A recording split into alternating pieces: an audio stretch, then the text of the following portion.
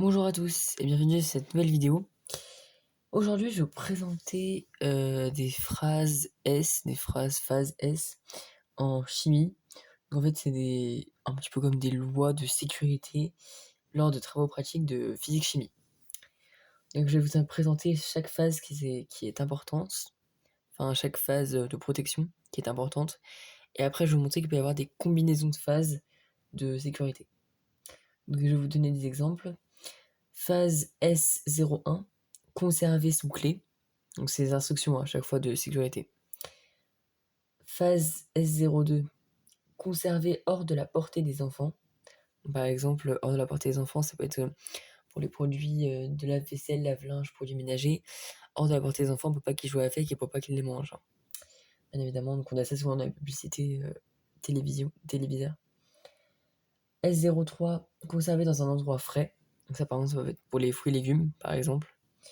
S04, conserver à l'écart de tout local d'habitation. S05, confermer sous liquide approprié à spécifier par le fabricant. S06, conserver sous gaz inerte à spécifier par le fabricant. S07, conserver le récipient bien fermé.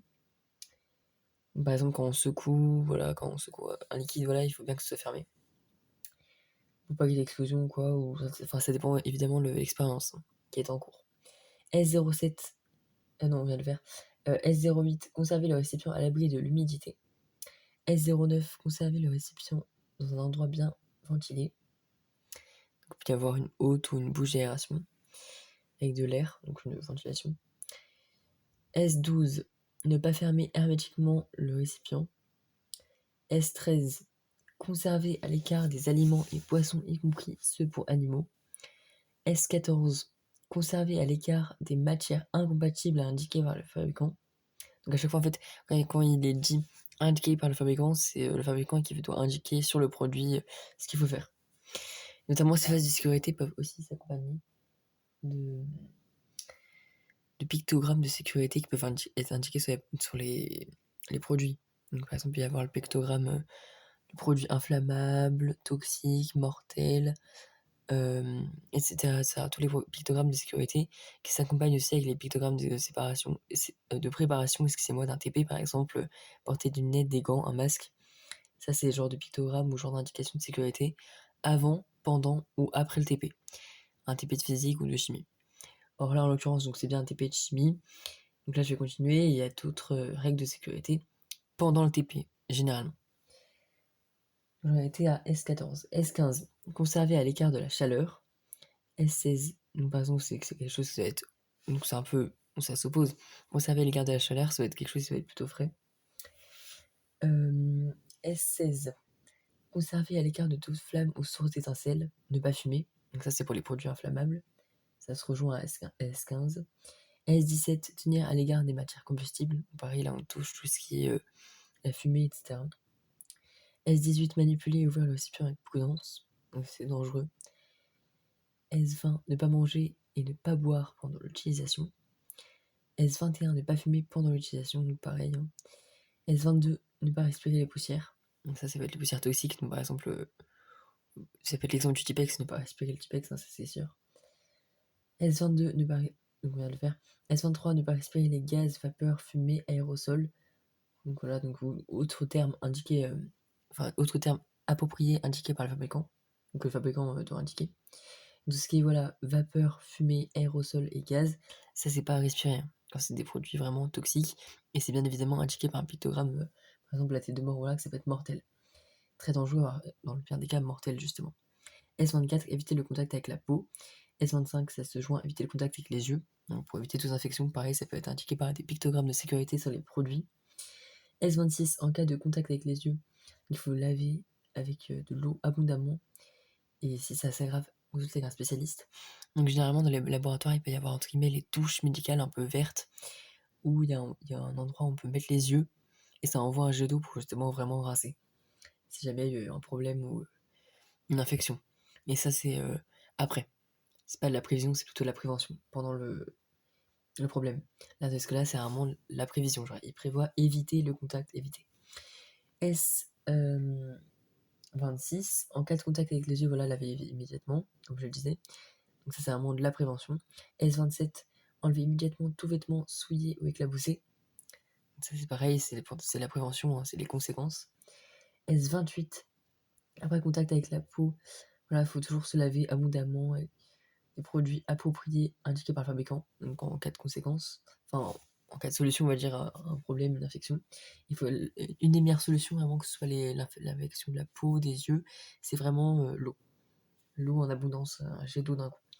S29, ne pas jeter les résidus à l'égout. Ensuite, il y en a d'autres. Il y a S30, ne jamais verser de l'eau dans ce produit. S31, tenir à l'écart des matières explosives. Et S33, donc il n'y a pas toujours toutes les règles, hein. C'est pas forcément... Globalement, elles sont la suite, mais il n'y a pas toutes les règles. S33, éviter l'accumulation de charges électrostatiques.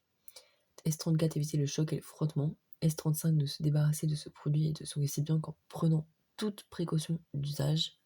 S36, porter un vêtement de protection approprié. C'est le genre de pictogramme de sécurité, hein, pour se protéger. S37, porter des gants appropriés, donc là c'est pareil, hein, comme je le disais tout à l'heure. S38, en cas de ventilation insuffisante, porter un appareil respiratoire approprié. S39, porter un appareil de protection des yeux, du visage. Donc des yeux, ça peut être des lunettes, du visage, un masque. Donc les masques jetables, hein, FFP ou FFP2 ou je sais pas quoi. S40, pour nettoyer le sol ou les objets souillés par ce produit utilisé à préciser par le fabricant. Donc parfois pareil, quand il y a eu des éclaboussures sur le sol, le fabricant peut conseiller des produits adaptés au sol justement, ou adaptés aux vêtements, pour nettoyer justement l'infection de ces produits. Parce qu'il ne faut surtout pas les mettre, parce qu'en fait comme le sol, par exemple c'est contact avec les pieds, et les vêtements en contact avec la peau, si on ne soigne pas, si on ne désinfecte pas, entre guillemets, ça peut être vraiment dangereux. Donc voilà, c'est pour ça qu'il faut vraiment faire attention.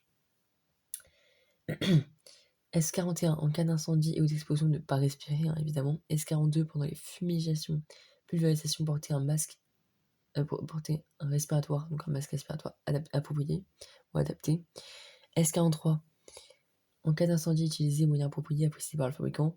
S'il augmente les risques, ajouter ne jamais utiliser d'eau. Donc si jamais l'eau augmente les risques du problème, si ça devient risqué, faut bien indiquer qu'il ne faut pas prendre d'eau. C'est bien indiqué. Enfin, c'est bien indiqué et il faut l'indiquer si c'est pas indiqué. Et parfois, normalement, les fabricants ont l'obligation de fabriquer d'indiquer ou de fabriquer en plus les produits en conséquence en solution. Donc voilà, et puis après on était au S45. En cas d'accident ou de malaise, consultez immédiatement un médecin, si possible, et montrer l'étiquette. Donc voilà, donc ça c'est montrer un petit peu ce qu'on a fait dans le TP et les étiquettes, pour expliquer un peu la situation. S46, en cas d'ingestion, consultez immédiatement un médecin, et pareil, lui montrer l'étiquette d'emballage, hein, du produit, pour que ce soit plus direct et qu'il sache quoi faire directement. Donc c'est des mesures de sécurité, de prévention assez rapides, c'est d'urgence, mesures d'urgence. Donc là c'est au-delà de la sécurité, hein, là c'est vraiment de l'urgence. S47, à conserver une température ne dépassant pas, et donc la température indiquée doit être indiquée justement par le fabricant sur le produit, et généralement, donc nous, on va le faire en France, dans le cas français entre guillemets, en degrés Celsius. Voilà. S48, maintenir avec de l'humidité. Donc là pareil, ça va être l'humidité doit être approuvée, doit être étiquetée entre guillemets par le fabricant. S49, conserver uniquement dans le récipient d'origine. S50, ne pas mélanger avec. Pareil, donc en fait, à chaque fois, il y a des points de suspension avec, etc., mais il n'y a pas vraiment de précision. C'est que les précisions, encore une fois, doivent être apportées par le fabricant. S51, utilisé seulement dans les zones bien ventilées. Donc, par toutes sortes de ventilation, approximativement pareil, égal. S52, ne pas utiliser sur de grandes surfaces dans des locaux habités. Donc il y en a qui se rejoignent, évidemment, il y a des règles. S53, éviter l'exposition, se procurer des instructions spéciales avant l'utilisation. S56, éliminer ce produit et ce récipient dans un centre de collecte des déchets dangereux ou spéciaux. Donc là, c'est quand c'est des grands dangers, grands produits dangereux, nocifs, etc. Produits spéciaux, comme ils disent, ou dangereux. S57, utiliser un récipient approprié pour éviter toute contamination du milieu ambiant. S59, consulter le fabricant ou fournisseur pour des informations relatives à la récupération au recyclage. Donc là, c'est recyclage des produits. Parfois, après une expérience ou un TP, on peut recycler les liquides, l'utilisation des liquides. S60, éliminer le produit et ses récipients comme un déchet dangereux. S61, éviter le rejet dans l'environnement, parce que ça peut vraiment polluer, donc ça, c'est vraiment dangereux aussi pour la nature, etc. Et avec l'effet de la photosynthèse, tout ça, donc c'est vraiment dangereux. Consultez les instructions spéciales, la fiche de données de sécurité. Donc à chaque fois, vous toujours consulter les étiquettes, les instructions, qu'elles soient écrites, orales, il faut toujours les consulter. S62, en cas d'ingestion, voilà, ne pas faire vomir. Consulter immédiatement un médecin et lui montrer l'étiquette ou l'emballage, encore une fois, à chaque fois, il faut toujours les montrer, hein. Ça change pas. S63, en cas d'accident par inhalation, transporter la victime hors de la zone contaminée et la garder au repos. Inhalation, c'est un peu le fait d'avaler un petit peu. En cas d'ingestion, S64, excusez-moi, rincer la bouche avec de l'eau. Donc pareil, il faut toujours de l'eau, seulement si la personne est consciente. Et ensuite, comme je disais, il peut y avoir des combinaisons des phases, donc des phases qui se rejoignent. Par exemple, il y a S01 et S02, conserver sous clé et hors de portée des enfants. S3 et S7, conserver le récipient bien fermé dans un endroit frais. S3, 9 et 14, conserver dans un endroit frais et bien ventilé à l'écart des matières incompatibles indiquées par le fabricant. S3, 9, 14 et 49, conserver uniquement dans le récipient d'origine dans un endroit frais et bien ventilé à l'écart des matières incompatibles indiquées par le fabricant. S3, 9, 49, conserver uniquement dans le récipient d'origine dans un endroit frais et bien ventilé. S3, 14, conserver un endroit frais à l'écart des matières incompatibles indiquées par le fabricant. S7, 8, conserver le récipient bien fermé et à l'abri de l'humidité. S7, 9, conserver le récipient bien fermé et dans un endroit bien ventilé. S7, 47, conserver le récipient bien fermé à une température ne dépassant pas, donc la température doit être indiquée en degrés Celsius, parce que c'est l'unité la plus pratique, encore une fois, par le producteur. C'est pas le producteur musical, hein, c'est vraiment le producteur fournisseur, fabricant. Le producteur scientifique, entre guillemets, donc celui qui produit. S20-21, ne pas manger, ne pas boire et ne pas fumer pendant l'utilisation. S24-25, éviter le contact avec la peau et les yeux. S27-28, après contact avec la peau, enlever immédiatement tout vêtement souillé, éclabousser et se laver immédiatement et abondamment avec les produits les plus adaptés, appropriés, indiqués par le fabricant. S39-35, ne pas jeter les résidus à l'égout, de se débarrasser de ce produit et de son récipient qu'en prenant toutes les précautions d'usage, précautions nécessaires. S29-53, ne pas jeter les résidus à l'égout, éliminer ce produit et son récipient dans un centre de déchets dangereux et spéciaux. Donc là, encore une fois, c'est toujours pour les déchets vraiment dangereux, spéciaux, qui ont demandé des opérations assez complexes et assez dangereuses, particulières. S36-37, porter un vêtement de protection et des gants appropriés. S36-37-39, porter un vêtement de protection, des gants et un appareil de protection des yeux, du visage, donc yeux, lunettes, hein, et visage masque, comme je disais, FFP2 ou l'équivalent. S36-39, porter un vêtement, de protection, d'un appareil de protection des yeux et du visage, encore une fois, visage, masque, FFP par exemple, et yeux, lunettes.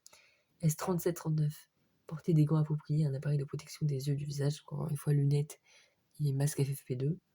Et S47 et 49, pour finir, conserver uniquement dans le récipient d'origine à température ne dépassant pas, donc la température en degrés Celsius, encore une fois, qui doit être adaptée par le fabricant. Voilà, donc c'était toutes les précautions en termes de prévision et de prévention, d'un point de vue sécuritaire et d'urgence au niveau de la prévention et des conséquences, qu'il faut prendre en compte lors de TP. Donc là, c'est essentiellement pour la chimie, mais ça peut être pour tout autre type de TP. Voilà, je vous remercie pour votre attention et votre compréhension. La vidéo s'achève.